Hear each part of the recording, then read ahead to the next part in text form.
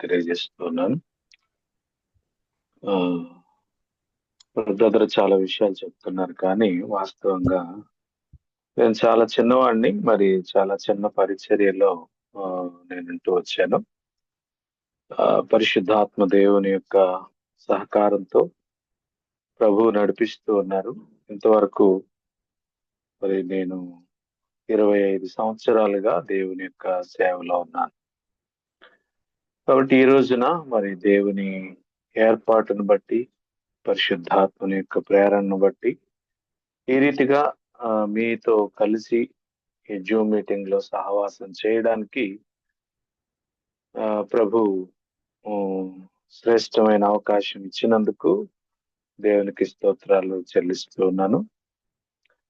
మరి బ్రదర్ కొంత సాక్ష్యాన్ని కూడా పంచుకోమని తెలియజేస్తూ వచ్చాను.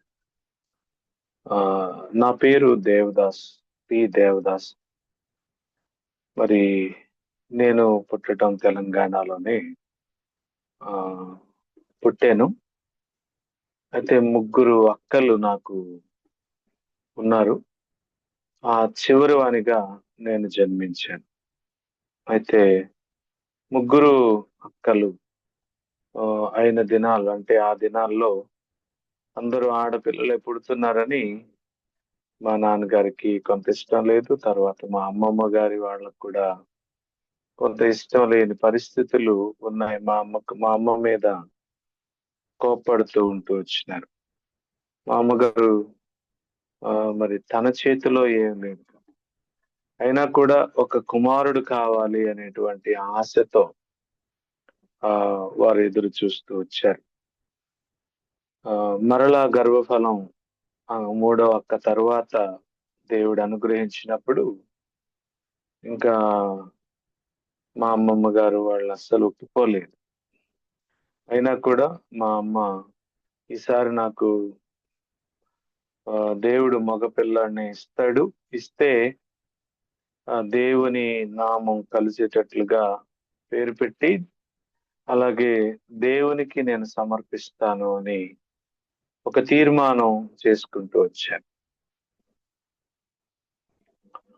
దేవుని మహాకృపను బట్టి అమ్మగారికి మగ బిడ్డను దేవుడి ఇవ్వడం, ఆమె కూడా దేవుని దాసు, దేవదాస్ అని అలాంటి పేరును వారు పెట్టారు.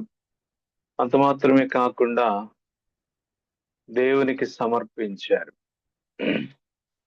కానీ అమ్మ నాన్నకు అంత వారు ఎడ్యుకేటెడ్స్ కాదు. వారు ఒక మొక్కుబడి చేసుకున్నట్లుగానే ఒక చిన్న ప్రార్థనతో దేవునికి అప్పగించారు. అయితే శత్రువైన సాతానుడు ఆరంభం నుంచే నన్ను వెంటాడుతూ వచ్చినాడు.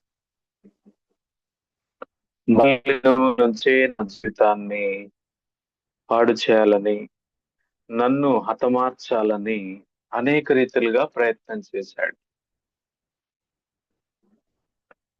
మొట్టమొదటి నాకు తెలిసిన ఊహ వచ్చిన సమయంలో 6 సంవత్సరాల వయసులో నేను ఒక పెద్ద బావిలో పడిపోయాను. మంచినీళ్లు అవుతుంటే అది గిలకల బావి కాకుండా చేద బావి, నేల మట్టం మీద ఉండేవి. అవి చూసి అక్కడికి వెళ్ళి నాకు మంచినీళ్ళు అవుతున్నాయి, నా బకెట్ ఇస్తే, చిన్న వయసు కదా బకెట్ మునిగిపోయింది, కానీ దాంతో పాటు నేను కూడా వెళ్ళిపోయాను. అట్టడుగు భాగానికి వెళ్ళిపోయిన తర్వాత ఏదో ఒక కొమ్మ, చెట్టు కొమ్మ లోపలే ఉంటే దాన్ని పట్టుకొని వేలాడుతున్నాను. దేవుడు అద్భుతంగా ఆ దినాన నన్ను కాపాడుతూ వచ్చినాడు. శత్రువు ఎలా నన్ను నాశనం చేయాలి, హతమార్చాలి అని అనుకుంటూ నా వెంట పడుతూ నాశనానికి నడుపుతున్నాడో, మరణానికి తీసుకొని వెళ్ళాలని అనుకుంటున్నాడు. దేవుడు కూడా అలాగే నా వెంట పడుతూ ప్రతి పరిస్థితిలో కూడా కాపాడుతూ నాకు సహాయపడుతూ వచ్చినాడు. ఆ దినాన నేను చనిపోవాల్సింది. ఆ తర్వాత ఒక వ్యక్తి వచ్చి ఆయన మంచినీళ్లు తాగటానికి వచ్చి చూశాడు. బకెట్ చూస్తే ఏం కనిపించట్లేదు, లోపలికి చూశాడు. అప్పుడు అడుగు భాగంలో నేను వేలాడుతున్నాను. అప్పుడు అందరిని చాలా మందిని పిలిచి ఆ తాడు అంతా వేసి నన్ను పట్టుకోమని అలాగు లాగారు.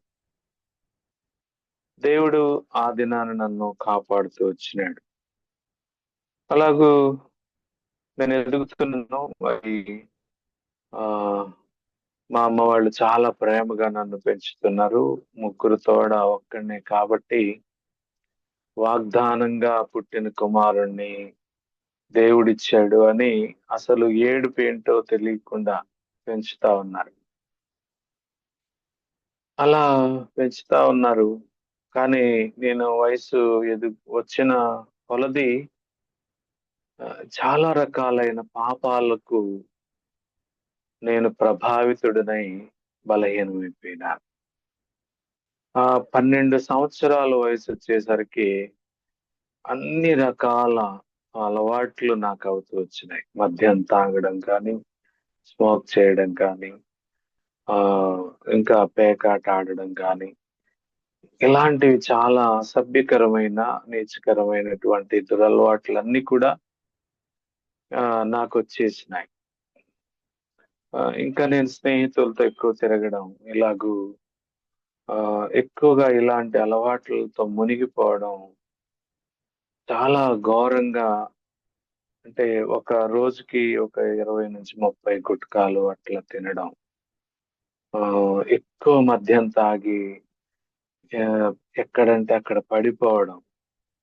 అలాంటిది చిన్న వయసులో ఇలాంటి పరిస్థితొచ్చింది.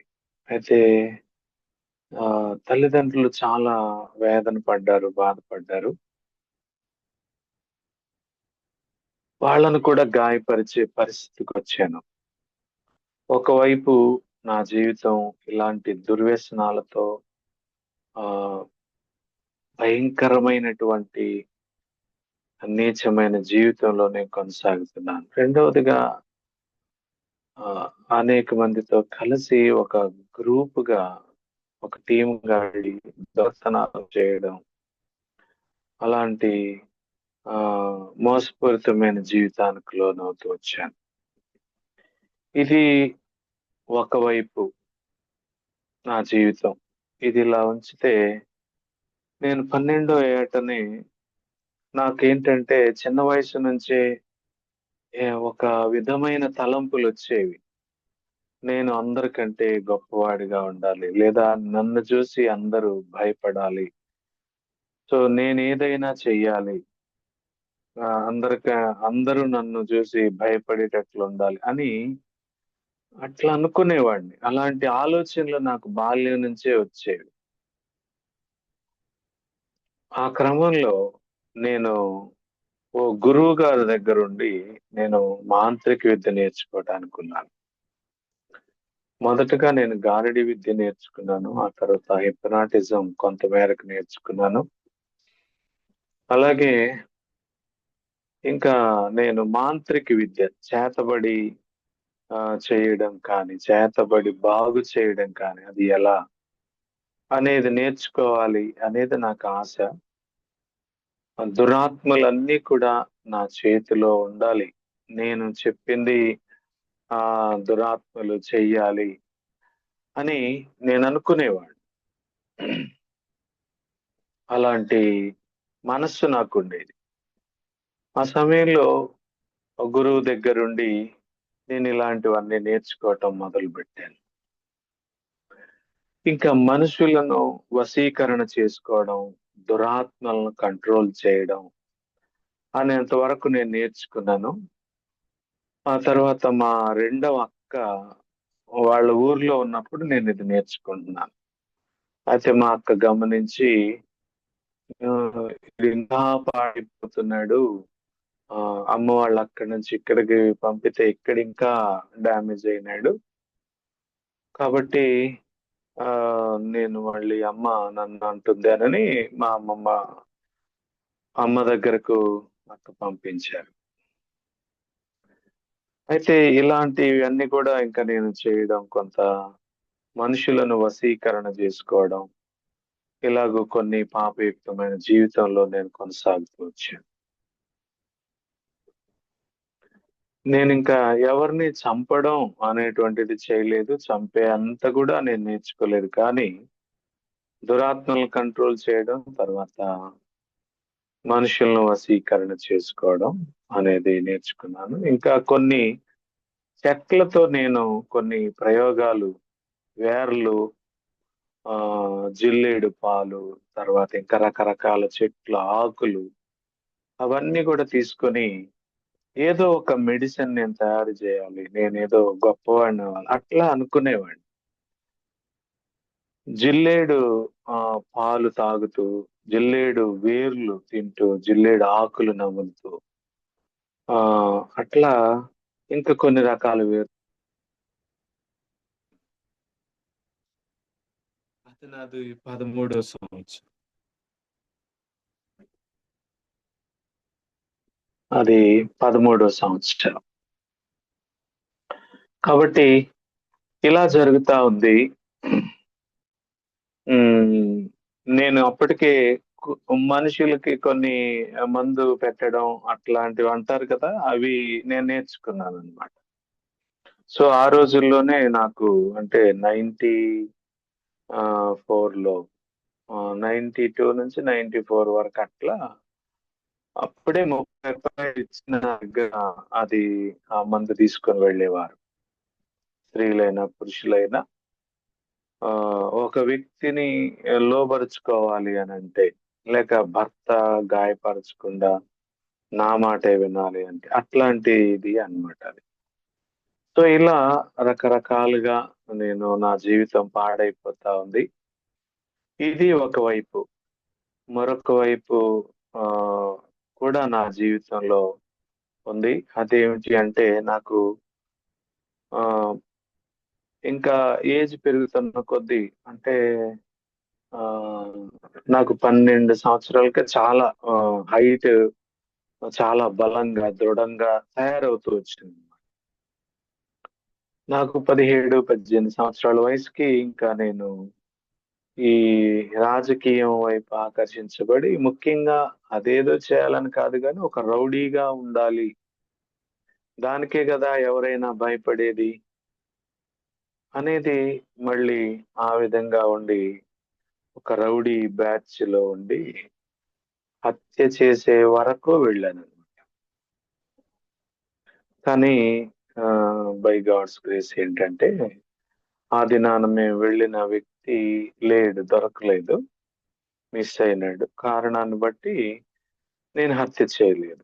దేవుడు ఆ విధంగా నన్ను కాపాడుతూ వచ్చినాడు.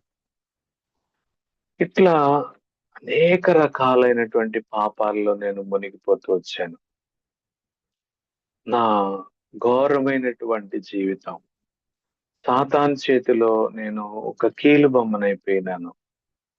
ఎవరు నన్ను కంట్రోల్ చేసే పరిస్థితి లేదు. తల్లిదండ్రులను రోకలి బండతో కొట్టడం, సమాజంలో ఉన్న వారిని గాయపరచడం.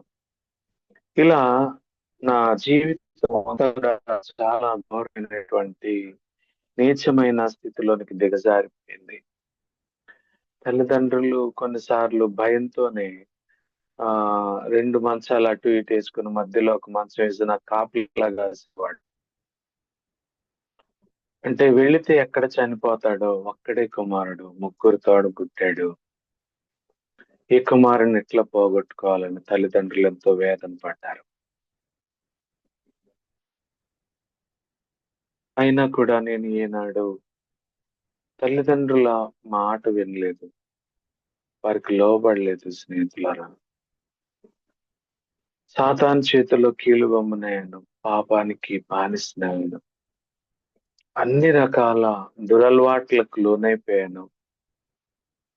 పాడైపోయిన జీవితం. ఒకవైపు దురలవాట్లు, దొంగతనాలు. మరొక వైపు మాంత్రిక విద్య, మనుషులను వశీకరణ, దురాత్మలను కంట్రోల్ చేయడం. మరొక వైపు రౌడీయిజం. ఇంకా ఇలా ఇతరులను భయపెట్టడం. ఇలాంటి జీవితం నా పాప జీవితం. అయితే ఇంకా చాలా ప్రమాదాల్లో నుంచి నేను కాపాడబడ్డాను. ఒకసారి సుడిగుండంలో ఈతకు వెళ్ళినప్పుడు సుడిగుండంలో పడిపోయాను. అడుక్కు వెళుతున్నాను ఇంకా తిప్పుతా ఉంటే. అయితే కేకలేస్తా ఉన్నాను. ఎవరు దానిలోనికి రాలేకపోతున్నారు. ఒకళ్ళు దూకారు గాని కాపాడటానికి దానిలోనికి రాలేకపోతాను. అప్పుడు కేకలేస్తా ఉన్నప్పుడు ఒక బలమైన హస్తం నన్ను బయటికి త్రోసివేసింది. అప్పుడు నేను కాపాడబడ్డాను. ఒక పర్యాయము వెళుతున్న లారీ మీద నుంచి దూకాను. దేవుడు నన్ను కాపాడాడు ఏ ప్రమాదం కాకుండా. మరొక పర్యాయము తాడి చెట్టు మీద నుంచి దూకాను. అప్పుడు కూడా చిన్న గాయం కూడా కాకుండా ప్రభు నన్ను కాపాడుతున్నాడు. ఇలా అనేకమైన ప్రమాదాల్లో హత్యకు చేయడానికి వెళ్ళినప్పుడు గాని, నన్ను చంపడానికి అనేక పర్యాయాలు మరి ప్లాన్ చేసినప్పుడు కానీ, ప్రభు ఎక్కడా నన్ను మరణానికి అప్పగించలేదు. సో దేవుడు నన్ను కాపాడుతున్నాడు. అయితే ఇలాంటి పరిస్థితుల్లో నేను ఎలా కంట్రోల్ చేయడం తల్లిదండ్రులు ఆలోచించి వాళ్ళు అన్ఎడ్యుకేటెడ్స్ కాబట్టి పెళ్లి చేస్తే మారతాడు అని ఆలోచనతో నా 19వ ఏట నాకు మ్యారేజ్ చేశారు. అయినా కూడా 19వ ఏట నాకు మ్యారేజ్ చేసిన నాకు భార్య మీద ఏమి ఇష్టం లేదు. ఆ పెళ్లి మీద ఏమి ఇష్టం లేదు. వాళ్ళ బలవంతంతో చేశారు. ఇంకా సహోదరిని చాలా గాయపరిచాను. చాలా ఇబ్బంది పెట్టాను. ఇంకా ఒక సైకో ఎలా ఉంటారో అలాగూ నేను ఉంటూ వచ్చాను. అంటే నాకు కోపం వస్తే ఏదైనా ఒక అద్దం పగలగొట్టి ఆమె దేహాన్ని కోయడం, గాజులు పగలగొట్టి దేహాన్ని కోయడం, లేదా బ్లేడ్‌తో దేహాన్ని కోయడం. అట్లా చాలా సార్లు కొట్టడం, ఒక పర్యాయము ఉరివేయడం, అట్లా దాని మీద నుంచి మళ్ళీ తీయడం. ఇలా ఆహ్, తనను చాలా హింస పెట్టాను. సో, నా జీవితం మలుపు తిరగడానికి దేవుడు వాడుకున్న మరొక పాత్ర దేవుడు నాకు అనుగ్రహించినటువంటి నా భార్య. ఎందుకు అనంటే ఆమె నా కొరకు అంటే ఎక్కువ ప్రార్థన చేస్తా ఉండేది ఆమె. ఆమె హెబ్రోను సహవాసంలో రక్షించబడింది. సండే స్కూల్‌లో రక్షించబడి తను ఆత్మీయంగా ఎదుగుతూ దేవునిలో బలపరచబడుతూ వచ్చింది. తల్లిదండ్రులను బట్టి రక్షణ లేనటువంటి నన్ను చేసుకుంటూ వచ్చింది. ఆ కారణాన్ని బట్టి నరకం తను అనుభవించింది. ఏనాడు కూడా తల్లిదండ్రులకు చెప్పలేదు గానీ చాలా భయంకరమైనటువంటి శ్రమలే అనుభవించింది. కానీ ఎక్కువ ప్రార్థన చేసింది. ఏ టైం అయినా కూడా ఆమె ప్రార్థనలో ఉండేది. 4:00కొచ్చినా, తెల్లవారుజామున, మిడ్‌నైట్ 12:00కొచ్చినా, సాయంకాలం వచ్చినా, ఎప్పుడైనా ప్రార్థన. నేనెప్పుడు పట్టించుకోలేదు. సరే ఆమె ఇష్టం మనకెందుకు? మనం వచ్చినప్పుడు భోజనం పెడితే చాలు. అట్లా అనుకున్నామండి. దేవుడు 3 సంవత్సరాల తర్వాత నా 22వ సంవత్సరంలో వివాహం అయిన 3 సంవత్సరాలకి ప్రభు నన్ను దర్శించినాడు. ఒక సహోదరుడు తన సాక్ష్యాన్ని పంచుకున్నాడు. ఆయన ఇలా అన్నాడు, బ్రదర్ నేను కూడా నీలాగే ఉండేవాడిని. కాబట్టి ఇలాంటి పాప జీవితం నుంచి నీకు విడుదల కలగాలి అంటే దేవుడు నీతో మాట్లాడాలి. అప్పుడే నువ్వు మారతావు అన్నాడు. మేము రోమన్ క్యాథలిక్ బ్యాక్‌గ్రౌండ్. మా తాతయ్య గారు, వాళ్ళ నాన్నగారు, ఇంకా వాళ్ళ నాన్నగారు అట్లా ఒక 5, 6 తరాలుగా మా కుటుంబము ఈ క్రిస్టియానిటీలో ఉంటూ వచ్చింది. ఇంకా పూర్వీకులైతే ఎల్లమ్మని కుటుంబ దేవతగా కలిగి ఉండి గృహ దేవతగా కలిగుండి ఇలవేల్పు అంటారు కదా! ఆ ఎల్లమ్మ ఉండేదట. ఆమెకు ఒక ప్రత్యేకమైన ప్లేస్ ఉండేది మా ఇంటి పక్కనే. అక్కడ ఒక వేప చెట్టు. అక్కడ దేవత ఉండేది. అందుకే అక్కడ ఇల్లు కట్టేవాళ్ళు కాదు. అక్కడ ఎక్కువగా మమ్మల్ని ఆడుకోనిచ్చేవాళ్ళు కూడా కాదు. సో తదుపరి దినాలలో రోమన్ క్యాథలిక్స్ ఈ ఫాదర్స్ వచ్చి చెప్పినప్పుడు వీళ్ళు అలాగూ డైవర్ట్ అయినారు. సో మేము అలాగే ఉన్నాం నా టైం కూడా. అయితే అందులో ఎప్పుడు కూడా నేను సువార్త వినలేదు. మా కాలంలో వాక్యం చెప్పేవాళ్ళు కాదు. పూజ చేసేవాళ్ళు. పూజ చేసేవాళ్ళు అంతే. వాక్యం చెప్పటం కాదు గాని చదివించేవాళ్ళు. మొదటి పట్టణము, రెండో పట్టణం, మూడో పట్టణం అని చదివించి ఒక బుక్ ఉంటది. దాన్ని అనుసరించి పూజ చేసేవాళ్ళు. అయిపోయేది. ఒక హాఫ్ అన్ అవర్‌లో మాక్సిమం. కానీ అవేవి నన్ను ప్రభావితం చేయలేదు. నేను ఇలాంటి పాప జీవితంలో ఉన్నాను. కానీ సహోదరి యొక్క ప్రార్థన బట్టి నా స్నేహితుడు ఇచ్చిన సాక్ష్యాన్ని బట్టి నేను చర్చికొచ్చాను. వస్తే అక్కడ పాస్టర్ గారు నాకు దేవుని వాక్యం చెప్పారు. ఆ రోజున నేను దేవుని అంటే నాకు ఉన్న ఆలోచన ఏంటంటే లేక ప్రౌడ్ ఏంటంటే మేము క్రిస్టియన్. మేము తరతరాలుగా నాతో మాట్లాడిన దేవుడు అసలు ఇతనితో ఎలా మాట్లాడాడు అని అనుకునేవాడిని. అతనితో కూడా అన్నాను. సరే పాస్టర్ గారి దగ్గరికి తీసుకెళ్తే చెప్పిన తర్వాత ఆయన నన్ను కూర్చోబెట్టి పాపాలు ఒప్పించారు. ఆయనతో ఒక 2 అవర్స్ నేను వాదించాను. నా చుట్టూ పాస్టర్లే ఉన్నారు. ఒక్కళ్ళను కూడా గెలవనీయకుండా వాదించాను. వాళ్ళు చాలా సువార్త చెప్పారు. అయినా కూడా రోమన్ క్యాథలిక్కే అసలైనటువంటి సంఘం, మీది సరైంది కాదు అని నేను ఎక్కువ విమర్శించాను. వాళ్ళని దూషించాను.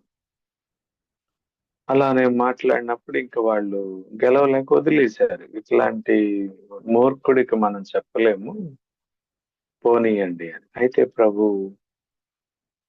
నేను వెళుతున్నప్పుడు ప్రభు నా హృదయాన్ని లోపల ఒక భయాన్ని కలిగించి ఒక వాక్యాన్ని నా మనసులోకి తెచ్చాడు. ఒక మనుష్యుడు సర్వలోకమును సంపాదించుకొని తన ప్రాణమును పోగొట్టుకుంటే వానికి ఏం ప్రయోజనం? మార్కు సువార్త 8:36లో ఉన్న మాట నా గమనానికి తెచ్చారు. అప్పుడు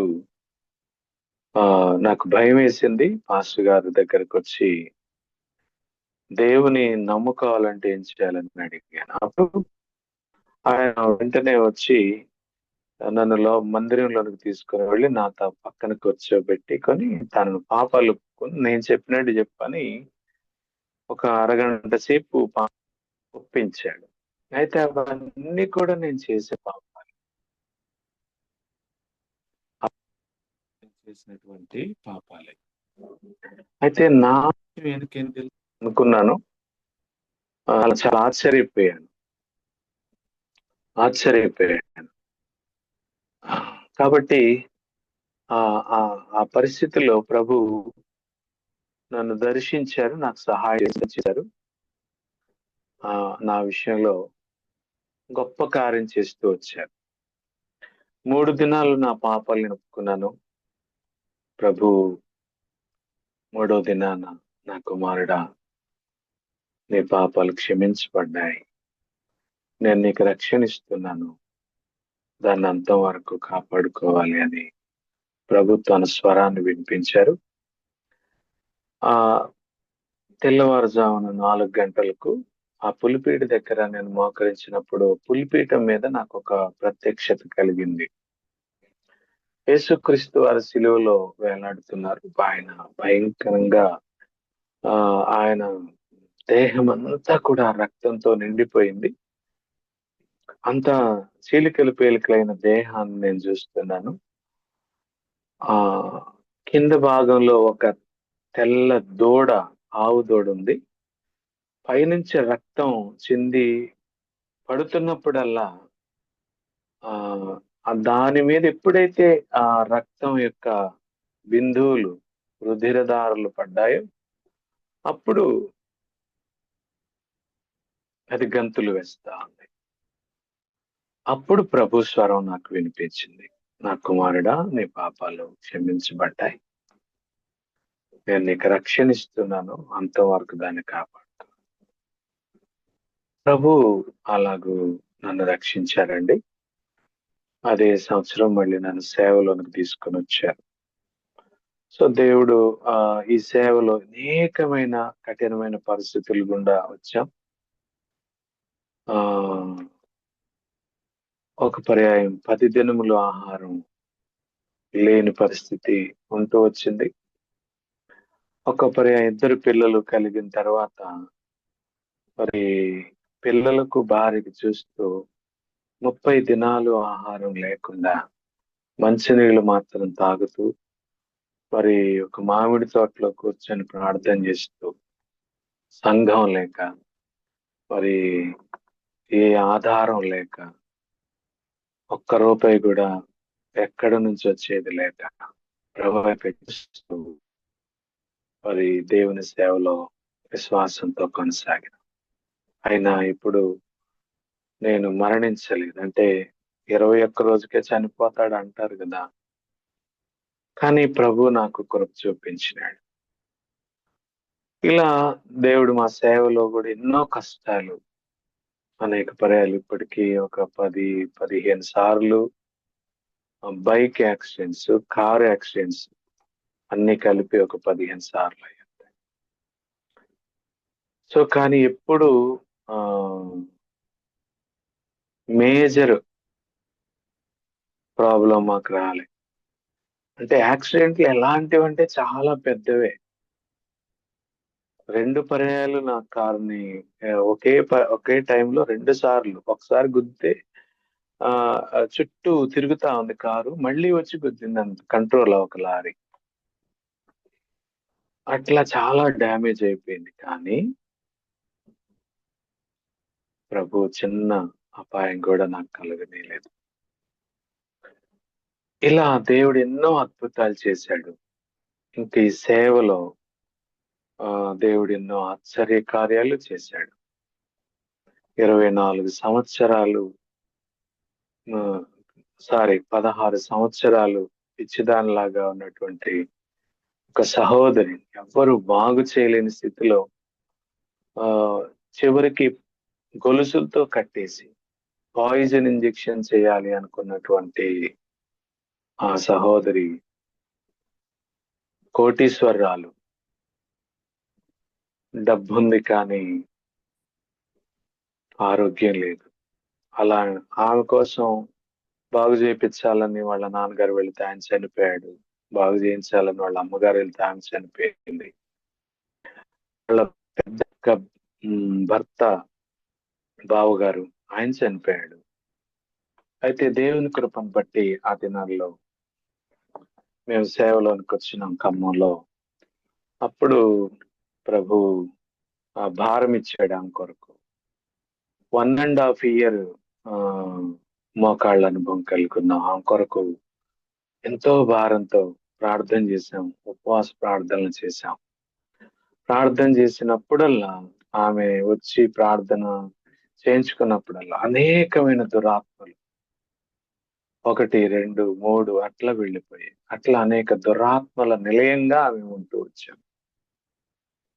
దేవుడు బాగు చేసి ఇలాగూ ఎంతో మందిని పాము కరిచిన, ఎంతో మంది ఇలా సేవలో చాలా అద్భుతాలు ప్రభు చేశారు.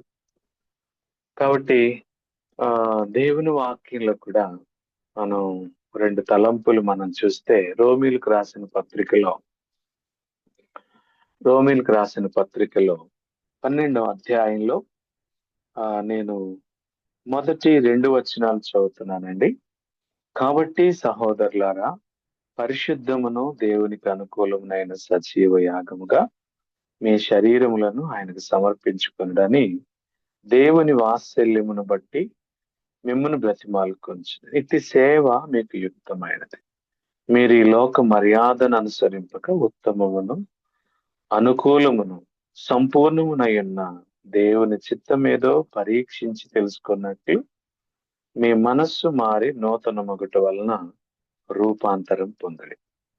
ప్రియులారా, గమనించండి, ఈ దేహము దేవుడు అనుగ్రహించినటువంటి దేహమే.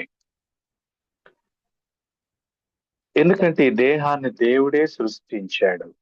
ఆనాడు ఆదామును కానీ, ఈనాడు తల్లిదండ్రులు కానీ, ఏ తల్లిదండ్రులు తమ బిడ్డను తయారు చేయలేరు. సో ఇక్కడ పెద్దవారు డాక్టర్స్ ఉన్నారు, వారందరికీ తెలుసు. ఏ తల్లి తన బిడ్డను తయారు చేసుకోలేదు, ఏ తండ్రి తన బిడ్డను తయారు చేయలేడు. సో దేవుడే తయారు చేశాడు ఈ శరీరమును.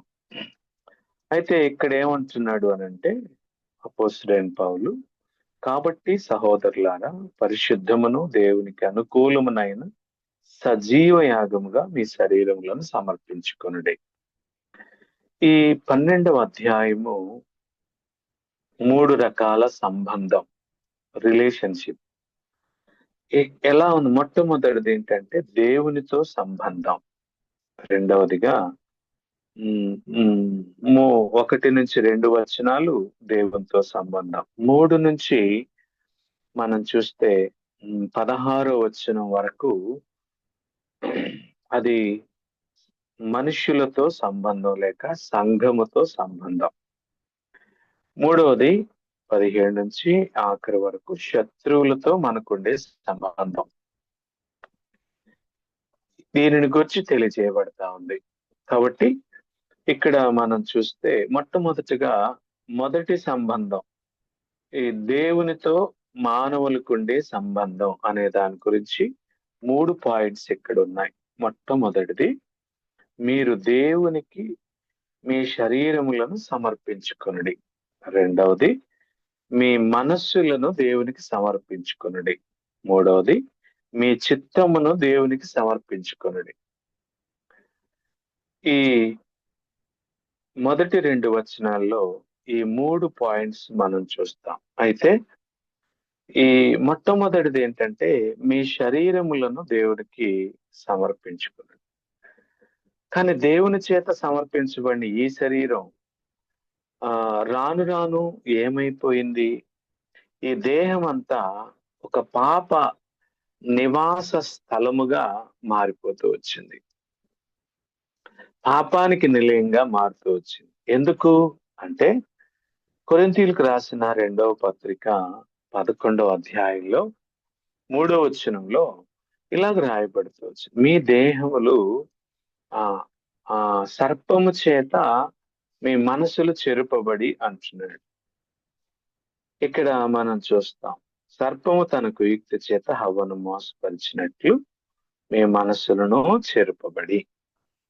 కాబట్టి ఇక్కడ వాడు ఎప్పుడైతే మనసులను చెరిపేశాడో ఆ రోజున వారి ఇరువురు కూడా ఆ పండు తినటం వలన పాపంలోనికి వచ్చేసారు. ఆ రోజు నుంచే వారి దేహాలన్నీ కూడా, అప్పటి వరకు వారి ఇరువురికి మహిమ దేహం ఉంది, అంటే మహిమ వస్త్రాలు ఉన్నాయి దేహానికి, దేహం కూడా మహిమతో నింపబడింది. వారు చక్కగా మనోనేత్రములతో నింపబడిన తెరవబడిన వారుగా, మనోనేత్రములతో నడిచేవారుగా ఉన్నారు. వారు బాహ్య నేత్రాలు అప్పటికి తెరవబడలేదు. అయితే ఎప్పుడైతే పండు తిన్నారో వారప్పుడు బాహ్య నేత్రములు తెరవబడి వారికి సిగ్గు అని తెలియపరచబడుతూ వచ్చింది. అప్పటి నుంచి మానవునిలో కామ, క్రోధ, లోభ, మోహ, మదమత్సర్యాలు, ఈర్ష్య, ద్వేష, కపటాలు నిండిపోతూ వచ్చినాయి. అప్పుడు శరీరం అంతా కూడా పాపంతో నిండిపోయింది. ఇక అరకాలు వదులుకొని నడినెత్తి వరకు కూడా ఎటువంటి మంచితనం ఏది కూడా లేదు మన దేహంలో.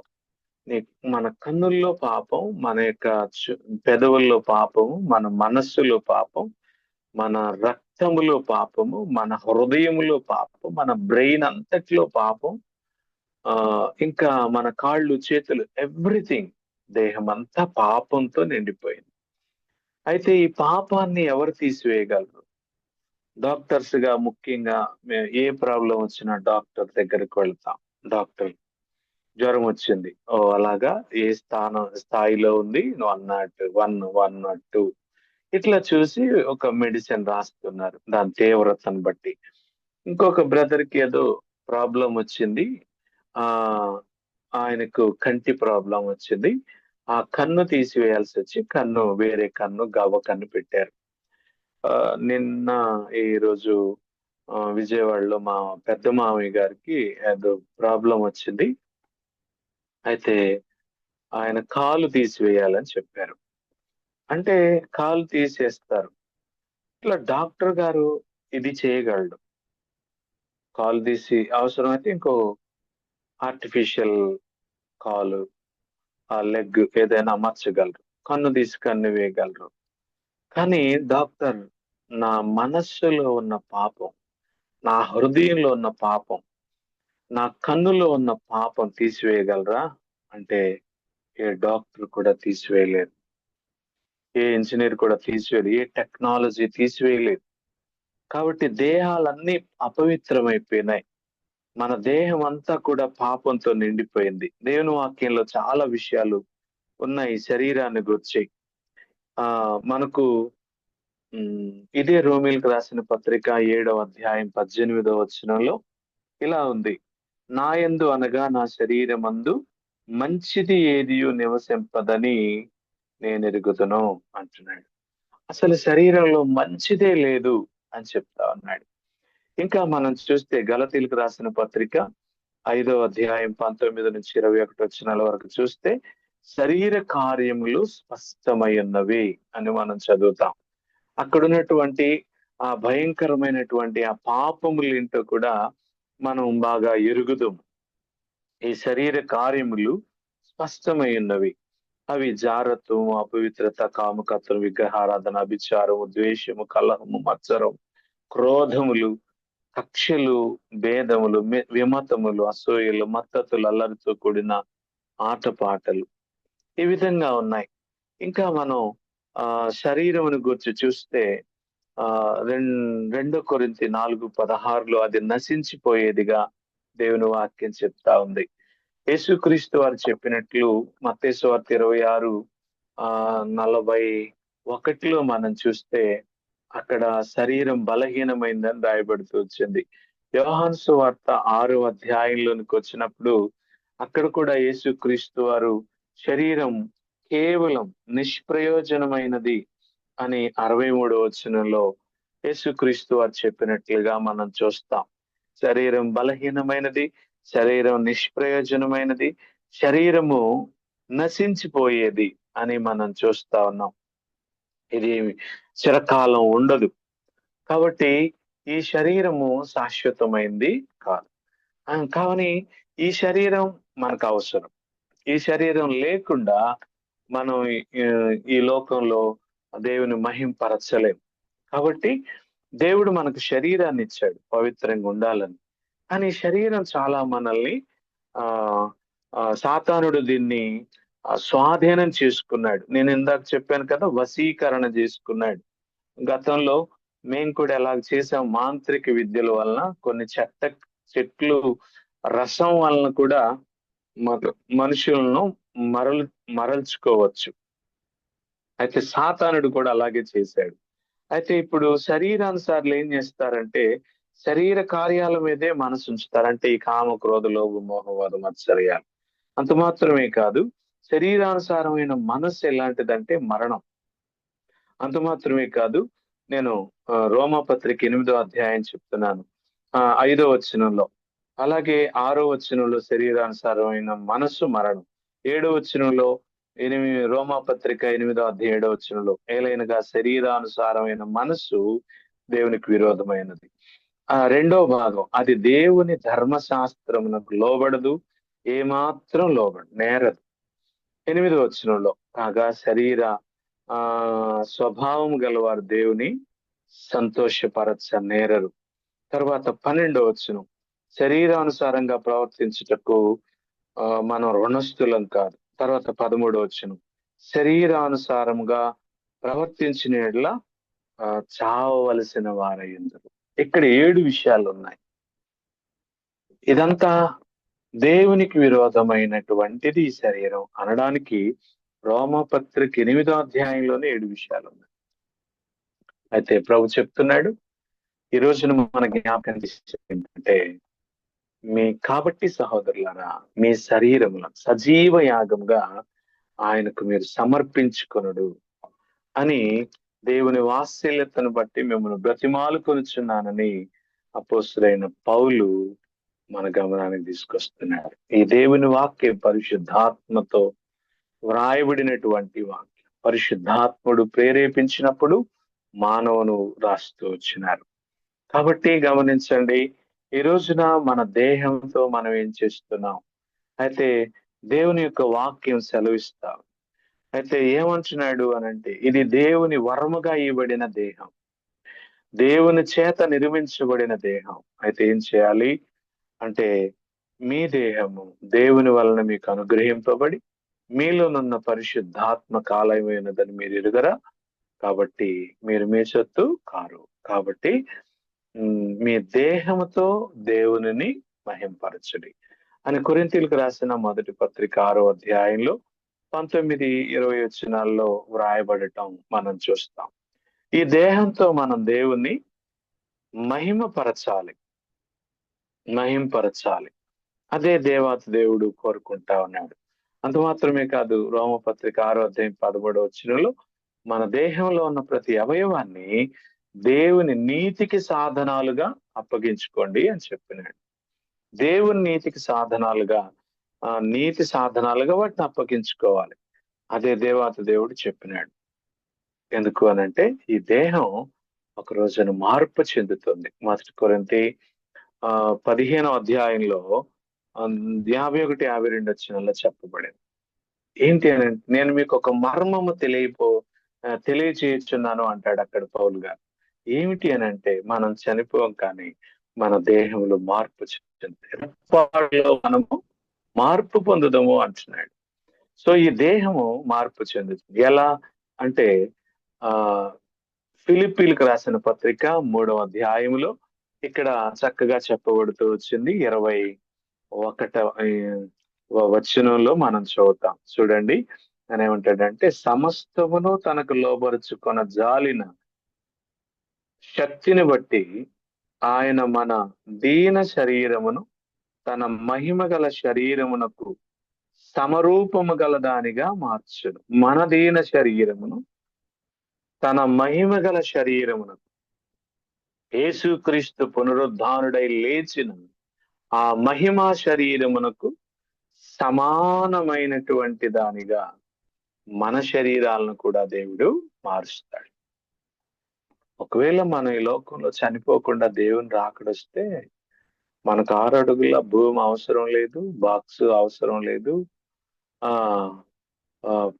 పరదేశులము ప్రియులారా అనే పాటలు మనకు అవసరం లేదు. మన వాళ్ళు వచ్చి, మనకు బంధువులు వచ్చి, మన పిల్లలు వచ్చి ఏడవలసిన అవసరం లేదు. ఎందుకు? మనం చావం, మనం చనిపోం.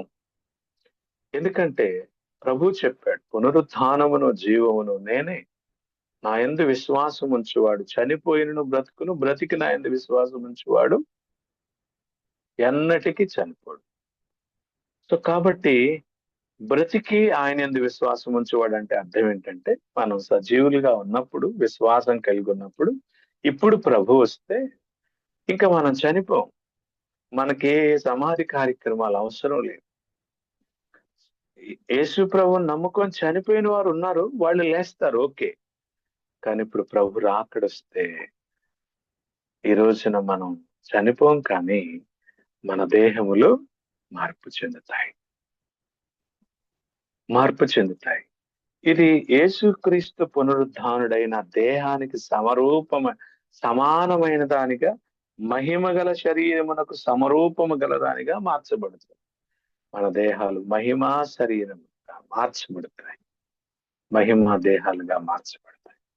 కాబట్టి మీ శరీరములను సజీవ యాగంగా అర్పించుకోండి అని. కొంచెం నేను ఎక్కువ అంటే బ్రదర్ సాక్ష్యం చెప్పాలన్నారు కనుక మనకు వాక్యానికి సమయం లేదు, కానీ ఇంకా నేను ముగించేస్తాను. కానీ ఇక్కడ మన దేహము దేవునికి అవసరమై ఉన్నది అని దేవుడు కోరుతున్నాడు. ఇప్పుడు నువ్వు దేవుని కొరకు ఒక పాత్రగా చేయబడాలి. మహిమ గల శరీరం, ఇప్పుడు నీ దేహం పరిశుద్ధపరచబడింది. యేసుక్రీస్తు వారి పవిత్ర రక్తంలో దేవుడు నిన్ను కడిగి, నీ పాపాన్ని కడిగి శుద్ధి చేసి నిన్ను కొనుక్కున్నాడు. ఇప్పుడు నీవు దేవునికి అవసరం. ఇప్పుడు నీవు దేవునికి ఒక యోగ్యమైన పాత్ర, అర్హమైన పాత్ర, యజమానుడు వాడుకొనదగిన ఆ పాత్ర. కాబట్టి నువ్వు దేవుని చేతిలో ఒక బలమైన పాత్రగా, యోగ్యమైన పాత్రగా, ఆయన వాడుకొనదగినటువంటి పాత్రగా ఉండాలి అనేది దేవుని ఉద్దేశం. అందుకే మన దేహాల్ని ఆయన కావాలని కోరుకుంటు మీ దేహంతో దేవుని మహింపరచండి. ఇప్పుడు యేసు ప్రభు రక్తంలో మనల్ని కడిగిన తర్వాత పాపానికి నిలయమైన మన దేహాన్ని, దురాత్మలకు నిలయమైన మన దేహాన్ని ఎలా చేశాడు? ఆయన ఆలయంగా చేసుకున్నాడు. ఇప్పుడు ఈ దేహం అనే ఆలయంలో దేవాతి దేవుడు యేసుక్రీస్తు వారు నివసిస్తున్నారు. అందుకే పౌలపోస్తలుడు అంటాడు, ఇక జీవించువాడను నేను కాదు, క్రీస్తే నాలో జీవిస్తున్నాడు. ఇక జీవించే జీవితం ఇక నా కోసం కాదు, నన్ను ప్రేమించి నా కొరకై ప్రాణం పెట్టి తిరిగి లేచిన యేసుక్రీస్తు కొరకే నేను జీవిస్తాను. ఇది మన దేహాలను అప్పగించుకోవటం. అంత మాత్రమే కాదు, ఇంకొంచెం లోతుగా మనం ఆలోచన చేస్తే సజీవ యాగంగా మన దేహాలను సమర్పించుకోవాలి. సజీవ యాగంగా అంటే, సజీవము అంటే బ్రతికున్నది, యాగము అంటే చచ్చినటువంటి బలి. అంటే బ్రతికున్న బలి అని చెప్తున్నాడు. ఎట్లా సాధ్యం ఇది? బలి అంటేనే చావడం కదా. కానీ బలి చేసినా కూడా బ్రతకటం అంటున్నాడు అనమాట. దీనికి 2 ఉదాహరణలు పరిశుద్ధ గ్రంథంలో ఉన్నాయి. పాత నిబంధనలో ఒక ఉదాహరణ, అబ్రహాం కుమారుడైనటువంటి ఇస్సాకు బలి అర్పణ సమయం. అలాగే కొత్త నిబంధనలో యేసుక్రీస్తు వారి యొక్క బలి, అది మనం చూస్తాం. కాబట్టి వారిరువురు కూడా అక్కడ అబ్రహాం దేవునికి అర్పించాడని హెబ్రీయులకు రాసిన పత్రికలో రాయబడింది, అర్పించి పొందాడు అని. అలాగే ఇక్కడ క్రీస్తు కూడా ఆయన బలియాగంగా చేయబడి తిరిగి పునరుద్ధానుడై లేచినాడు. అయితే ఇప్పుడు మనం చనిపోకుండా కానీ బలవుతూ ఈ లోకంలో ప్రభు కొరకై జీవించాలి. ఇది కొంచెం కష్టమే. ఇది బలియాగం కదా. కానీ ఇలా జీవించినప్పుడే ప్రభు అద్భుతాలు చేస్తాడు. ఒట్టిగానే దేవుడు కార్యాలు చేయడండి. సజీవ యాగంగా మీ దేహాలను దేవునికి సమర్పించుకోండి. దేవుడు చెయ్యలేని అద్భుతం మీ జీవితంలో ఉండదు. ఎలాంటి అద్భుతమైన ప్రభు చేస్తాడు. కనుక మనం బ్రతికున్న బలిగా దేవునికి అప్పగించుకున్నాం. అంటే పౌల్ గారు చెప్పినట్లు ఏమంటాడు అంటే, ఇదిగో నేను దినదినము చనిపోతున్నాను, దినదినము నేను చనిపోతున్నాను అంటాడు. కాబట్టి అలాగూ మనం కూడా ప్రభు బిడ్డలుగా దేవునికి అప్పగించుకుందాం. ఇంకా మనం అర్పించుకోవాల్సిన ఉన్నాయి. రెండవది, మీ మనస్సులను అర్పించుకోండి. ఇది కూడా చాలా ముఖ్యమైనది. ప్రభు చిత్తం అయితే మరొక సమయం మీ చిత్తమును దేవునికి సమర్పించుకోండి. ఇలా ఈ మొదటి 2 వచనాల్లో రోమా పత్రికలో ఎన్నో ఆత్మీయ సంగతులు ఉన్నాయి. దేవుడు మనల్ని కోరుకుంటున్నాడు, మనం దేవునికి సమర్పించుకొని జీవించాలి. మీ దేహము దేవుని ఆలయంగా ఉంది. దేహంతో ఉన్న ఈ ఆలయంలో మరి ప్రభువుని నిలయంగా చేసుకుని ఏ పవిత్రమైనది చేయకుండా అనుదినం ప్రభు రక్త ప్రోక్షణ కిందకు వస్తూ ఆయన మహింపరిస్తే దేవుడు మనల్ని, మన కుటుంబాలని ఆశీర్వదిస్తాడు. అయితే భౌతికమైనవే దృష్టి పెట్టకండి, శాశ్వతమైనవి మనకు కావాలి. ఈరోజు అనారోగ్యం తగ్గినా మళ్ళీ రావచ్చు, అదేం ప్రాబ్లం కాదు, అదేమి పెద్ద విషయం కాదు. అసలు ఇంకా చెప్పాలంటే చనిపోయిన వాళ్ళ కోసం ప్రార్థన చేసినప్పుడు బ్రతికినా మళ్ళీ చచ్చిపోయారు, అది కూడా పెద్ద విషయం ఏం కాదు. ఈ రోజుల్లో వచ్చే ఇవేమి కాదు. కానీ ఒక వ్యక్తి మారు మనసు పొంది ప్రభు కొరకు జీవించి నిత్యమైన వాటి కొరకు సిద్ధపరచబడితే అవి శాశ్వతమైనది. రేపు స్వతంత్రించుకుంటాం, కోట్ల సంవత్సరాలు మనం ప్రభుతో కూడా ఉంటాం. అక్కడ ఆ నిత్యమైన రక్షణ, నిత్యమైన రాజ్యము, ఆ శాశ్వతమైన దీవెనలు మనకు కావాలి. పౌలు గారు చెప్తాడు 1:3 ఎఫెసీయులు, ఆత్మ సంబంధమైన ప్రతి ఆశీర్వాదం యేసుక్రీస్తు వారి ద్వారా మనకు అనుగ్రహించినాడు. ఆ రీతిగా మనం కూడా మరి ప్రభు కొరకే సిద్ధపడదాం, మరి ఆత్మీయంగా దేవుని కొరకే జీవిద్దాం. దేవుడి మాటలు మన కొరకే ఆశీర్వాదకరంగా చేయనుగాక. Thank you. ప్రేరేపణ బట్టి నీ చిత్తానుసారంగా మన తండ్రి ఈ రీతిగా జూమ్ లో మరి నా తండ్రి కొన్ని కుటుంబాలను కలుసుకుని ఈ రీతిగా నేను ఘనపరచడానికి మీరు మాకు సహాయం చేశారు. మా ప్రియులు మరి ఎన్నో సంవత్సరాలుగా ఇలా కలుసుకుంటూ నీ కృపలో వారు ఎదుగుతున్నారు, బలపడుతున్నారు, అనేకులకు ఆశీర్వాదకరంగా ఉన్నారు. ఈ రోజు ఈ బిడ్డలతో నాకు ఇచ్చిన సహవాసాన్ని బట్టి కూడా మీకు ప్రత్యేకమైన వందనాలు. చెప్పబడిన చిన్న సాక్ష్యము, వాక్యము వారి జీవితాల్లో, కుటుంబాల్లో ఎంతో ఆశీర్వాదకరంగా చేయండి. వారిని మీరు ఆశీర్వదించండి. ఇంకా రక్షణ లేని వారు వారి కుటుంబాల్లో ఉన్నాయినా వారిని మీరు రక్షించుకోనండి దేవా. అలాగే ఆమేన్, ఆమేన్. మన తండ్రి అయిన దేవుని ప్రేమ, కుమారుడైన యేసుక్రీస్తు వారి కృప, పరిశుద్ధాత్మ దేవుని అన్యోన్య సహవాసము సకల పరిశుద్ధులకును చేరువచ్చిన దేవుని పిల్లలందరికీ జూమ్ మీటింగ్ లో ఉన్న ప్రతి కుటుంబానికి వారి పిల్లలకు సదాకాలంతోడే నడిపించును గాక. ఆమేన్, ఆమేన్. ప్రైజ్ ది లార్డ్ అండి. Thank you all.